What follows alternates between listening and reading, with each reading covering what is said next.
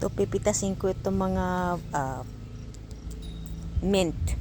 Maraming tumubo dito sa side ng bahay ko, kaya pipitasin ko. Gagawa ako ng fresh mint tea, tapos yung iba ay dry up ko.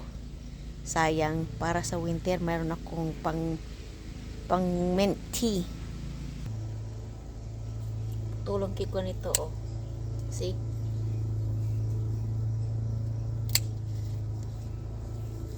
Ay, marami ito eh.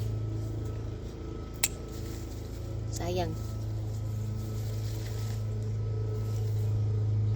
Kailangan ko pagpagan yung mint kasi ang daming cottonwood. Itong mga mapuputi na to, oh. Mga nalalaglag, sumasabit dito. Hugasan ko pa to syempre, kaya lang mas maganda na yung wala yung mga cottonwood. Kakabit sila eh, oh. Dumidikit.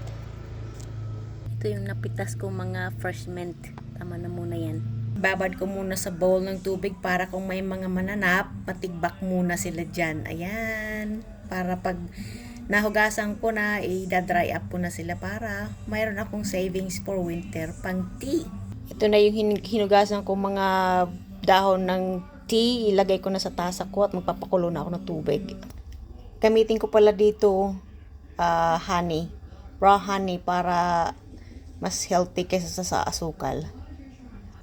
Adding hot water to my mint tea.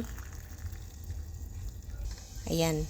Iwanan ko sila dyan ng mga 3 minuto